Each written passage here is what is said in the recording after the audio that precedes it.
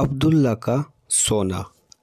एक बहुत अमीर आदमी अब्दुल्ला एक छोटे शहर में रहता था। हालांकि वह शहर के सबसे धनी व्यक्तियों में से एक थे, लेकिन वह एक गरीब आदमी की तरह रहते थे। वह फटे हुए कपड़े पहनकर और एक भिखारी की तरह घूमता था।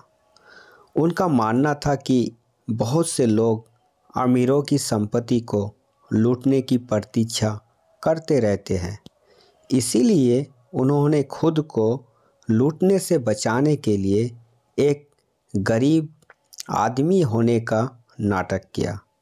लेकिन वास्तव में उसे ज़्यादा ढोंग नहीं करना पड़ा। वह बहुत कंजूस था और एक गरीब आदमी का जीवन जीना उसके लिए बहुत आसान था। उनके इलाके के छोटे बच्चे चिल्लाते, कंजूस चाचा, जब भी वह उनके पास से अपने फटे कपड़ों में गुजरता था। हालांकि अब्दुल्ला को किसी बात की परवाह नहीं थी। जैसे जैसे दिन बीतते गए, वह अपने संचित धन से अधिक संतुष्ट होता गया। अब्दुल्ला ने कभी भी अपने पैसे को किसी भी चीज़ पर खर्च नहीं किया। इसीलिए एक दिन उसने अपने संचित धन से सोने का एक बड़ा ब्लॉक खरीदा। वह नहीं चाहता था कि किसी को भी सोने के बारे में पता चले, इसीलिए उसने एक बेकार पड़े कुएं के पास एक गहरा छेद खोद दिया और उसमें ब्लॉक को दबा दिया। वह निश्चित था कि कोई भी चोर कभी यह अनुमान नहीं लगाएगा कि सोना कहाँ छिपा था और उसका धन पूरी तरह से सुरक्षित होगा। हर एक दिन अब्दुल्ला ने अपने सोने की जांच करने के लिए जगह का दौरा किया।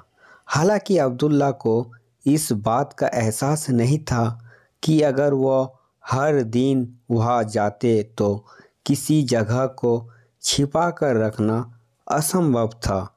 जल्द ही शहर के लोग रहस्यमय जगह पर अब्दुल्ला की यात्रा के बारे में कानाफूसी करने लगे। एक दिन एक जिज्ञासु व्यक्ति ने अब्दुल्ला की संदिग्ध यात्राओं के रहस्य को सुलझाने का फैसला किया। उसने उस जगह का दौरा किया और सोना पाया। अति प्रसन्न होकर वह सोने की खंड के साथ घर वापस चला गया। अपनी अगली यात्रा पर अब्दुल्ला ने छेद को खाली पाया। उनकी सारी संपत्ति चली गई। अब्दुल्ला चकनाचूर हो गया और बच्चों की तरह छटपटाने लगा। उसे रोता देख पड़ोसियों में से एक ने कहा, यदि आप वास्तव में अपने सोने को बहुत याद करते हैं तो कृपया एक बड़ी चट्टान को छेद में रखें और इसे हर दिन घूरें। अब्दुल्ला उनकी बातों से नाराज हो गए और कहा, जब आप देख सकते हैं कि मैं इतना परेशान हूँ कि आप मेरा मजाक कैसे उड़ा सकते हैं।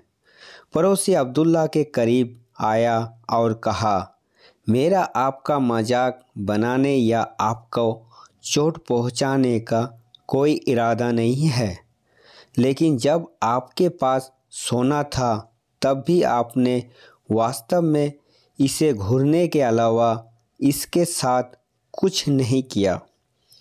अब्दुल्ला उनकी मूर्खता को समझ गया और चुपचाप घर चला गया।